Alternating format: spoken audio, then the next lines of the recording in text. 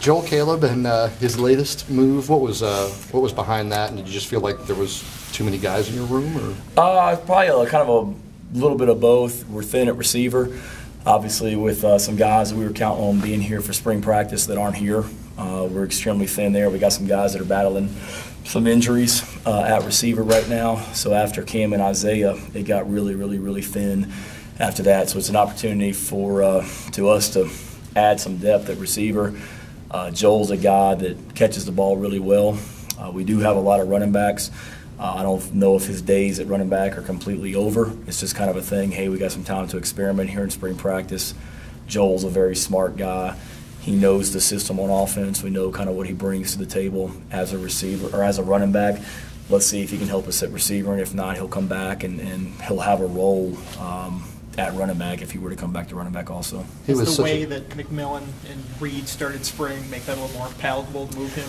Maybe a little bit, but I think it was more just let's help the receiver position more than anything, to be honest with you. I mean, Joel's a guy, so if it's on third down and it's a passing situation, Sam Rogers was typically that guy for us last year from a pass protection, run routes standpoint. Joel would be next in that group, that you trust as far as knowing the protections, catching the ball, running routes. So he brings a lot to the table from that standpoint, but more than anything, and Trayvon and DJ have started well, but it wasn't okay, Trayvon and DJ have passed Joel at this point and Joel's not going to play. It wasn't that. It was more how can we help this receiver position right now and get our best guys on the field. Joel was such a dynamic player, star in high school, quarterback and all that. Has he felt a little bit like a guy without a position, like you can't quite find the right fit? Yeah, maybe a little, and I hate that he's this high-profile recruit and people look at him and say, well, he hasn't done anything, and I disagree. I mean, he came in, he played high school quarterback.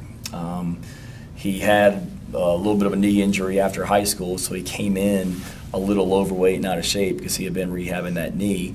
He played receiver that fall, which he wasn't very good at that point because it was a new position to him and he was coming off an injury. He went through spring practice, then we moved him to running back out of a need before the 2013 season. And then he's just kind of been in a position where there's a lot of guys good players at that running back position, and he's in that mix with those guys as well. Receiver, some of these young guys like Cam and Isaiah came along. I still think he's a really good player. He's still learning. He's still getting better. I think he's got a big 2 years in front of him, and that may be at receiver, maybe at running back. I'm not sure. Why did JC and Trey not scrimmage Saturday? Are they nursing anything, or you just wanted to get other guys? Just get other guys work. We had talked about it beforehand on Friday that I wasn't going to give them any reps, so they did some of the practice stuff beforehand. But in the scrimmage, I wanted to get Trayvon and DJ primarily out there to see how they performed in a scrimmage situation and when we're going live in full speed. Where is Trey, and as we haven't asked you in a while, in his recovery, and is he close to being back to the player he was? Yeah, Trey looks good. I think he's had a really good 2 weeks, 3 weeks, whatever it's been out there of practice. He's off to a good start. He's running physical. He's running hard. I think he's still trying to get his speed back to where it was maybe, but I think he's looked really good, and he and JC have really, really been solid here these first practices. What do you think of Stephen Peebles so far? I like him. He's a tough guy, country strong from Galax, and doesn't say a whole lot, but he'll knock the heck out of you when he gets on you. I've tried to work him a little bit at tailback and fullback, primarily fullback, but we're not doing a whole lot with our fullbacks in practice right now just because Sam's out. We got some younger guys at tight end that we're trying to get work, so they're on the field more than fullbacks are, so I'm throwing him in there as a tailback just to get him some work. But he attacks people. I think in his first 10 plays the other day of practice, I think he had our first 8 plays. I think he had like 5 knockdown blocks in his first 8 plays or something the other day, counting practice and the scrimmage. He's just he knows one speed is full speed, and he showed flashes in the early morning workouts, the 5:45 a.m. workouts that we did. He really showed flashes of the type of competitor he is and how tough he is. So I'm excited about him.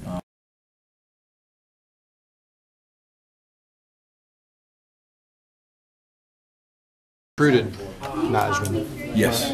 Did you always kind of envision? I mean, he has the size of a lineman, either interior defense or an offensive lineman. Did you always kind of foresee this as a strong possibility? You know, we knew he was a big, talented kid that we wanted on our team, and he was a defensive lineman there, and he wanted to play defense. So we was going to make sure he got the opportunity to do that. But he's a big, talented athlete. How often do you encounter that kind of situation where a guy comes in as a defensive guy and you move him to offense? And Shane was saying that it happened a couple of times with you at LSU and in the past. Yeah, I've had several guys in the past that I've coached that were recruiting as defensive linemen or tight ends and things like that. And when you get to big athletes that can grow into the lineman body, it's always better to have guys that move. You got to have guys that move their feet and be athletic, and I think he has that. Is that a hard sell sometimes to convince guys to make that move? Well, when you talk, Dwayne Brown was a tight end. And now he's an offensive tackle for the Houston Texans, and he's making $54 million. That sells for me. But a lot of those guys, like I said, I've coached in the past that played 9 years in the league or 10 years in the league, or all pros who were tight ends, defensive linemen, and then have moved over. Obviously too soon to tell, but from what you saw today, does he seem like he'd be more of a natural fit on offense? I think he's a very talented, athletic, big guy. Yeah, so we want as many big, athletic, guys like that as we can get.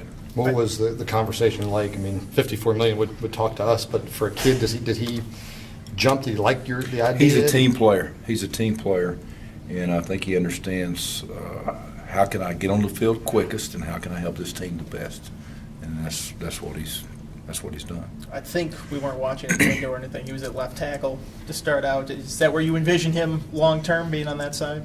I think so. Yes. Yes, sir. Why is it just athleticism that you like that? You like to have your most athletic, especially when you got a right-handed quarterback. You want your most talented player at left tackle to block the blind side. Everybody's seen the movie. You want to be able to block the blind side, and that's what we want to train him to do.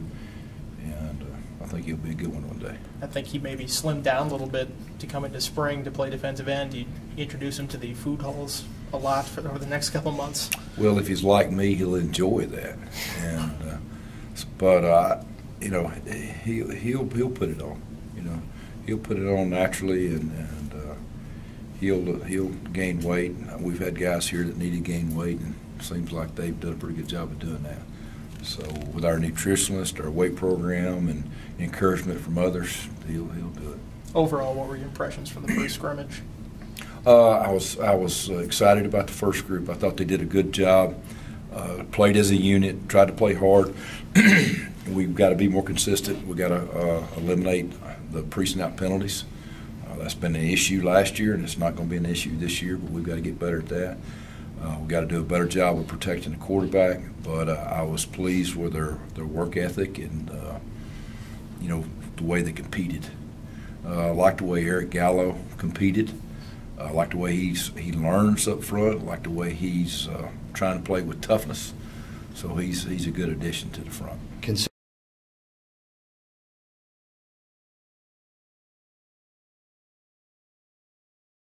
Did this latest move or move back come as a surprise to you? Did they talk to you about it? How does something like that come about?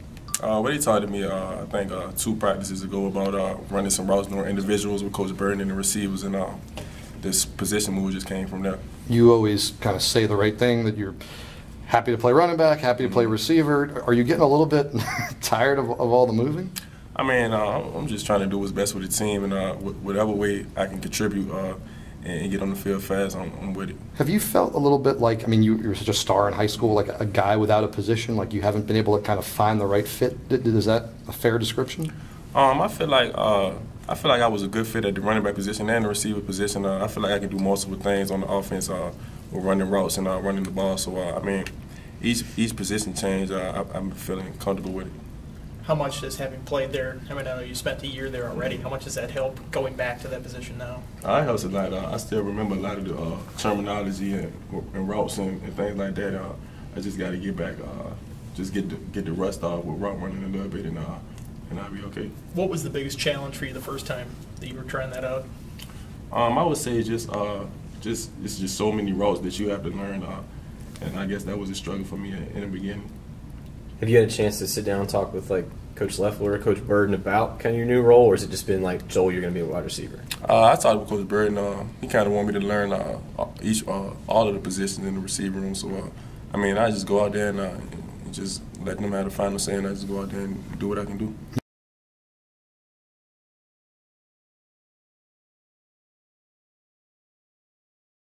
I like him a little. I wouldn't say I'm a fan. You just like that. Yeah, I like that. You guys are all like that. So just tell us, how has spring gone, and health-wise, kind of give us an update to, how close to being back all the way are you? Oh, I'm definitely all the way back now. Spring's been going good, though. Each and every one of us has been out there progressing, just learning and just getting back in the groove of things. But as far as health-wise, all that's behind me, and I'm ready to go. How eager are you to just kind of, they held you out of this last scrimmage because they want to get some other guys. Yeah. How eager are you to just get back out there and play? Oh, a lot, man, a lot. Just watching last Saturday, it gave me a chance to sit back and just look at things, from the outside in. But I was definitely over there shaking, anticipating, just wanting to get in the game. And a lot of guys stepped up and made some big plays. A lot of young backs, they really opened up some eyes, and it looks good, And I just think that we're just going to go up from there. I know you kept wanting to get into the game later in the season. Last season never quite happened. When did you finally feel all the way back, health-wise? I guess I just have to say the bowl game when I was actually out there. It was always I feel good, but the trainers didn't think that. So, I basically put it. It was a combination between how I felt and when they actually released me. And prior to the UVA game, I thought I was going to be able to go, but certain circumstances in practice didn't allow me to play in the UVA game. But the bowl game, I was ready, and it was just fun to get back out there and play with the guys again. Did that take longer than you thought? I mean, I know it was a pretty serious injury, but definitely. After hurting the North Carolina game, I wanted to come back earlier around the Wake Forest time, around that area. But like you said, injuries you really can never put a certain date on them or a certain time. You just got to play the time out, and that's what I had to do, and just had to be patient and just deal with it. You feel a little bit like a forgotten guy. You had such a big debut, and then you deal with it. Do you feel a little bit like you've been almost forgotten about maybe by outsiders? No, I wouldn't use the word forgotten. I definitely feel like I have to go out there and prove myself again, but I definitely wouldn't use the word forgotten. It's just like history. Once it's done, it's done. It's in the books. You can always go back and look, but I definitely feel like that I have to go out there and just bring it each and every day and bring my A game each and every day and just go out there and compete and have fun. What has been your impression of Trayvon McMillan and what he's done so far in spring? He looks wonderful. He's a young guy. He's definitely learning it. He's doing some real good things, and just excited for his future. Coach Shane said all the running backs are talented and they all do something well. What do you do well? If I had to say what I would do well, I don't know. I guess it's just a combination between like speed and power. Last year, kind of losing both of them. Not being able to run. Finally getting it back. It feels good to be out there doing that again. So I definitely feel like those are my strong assets.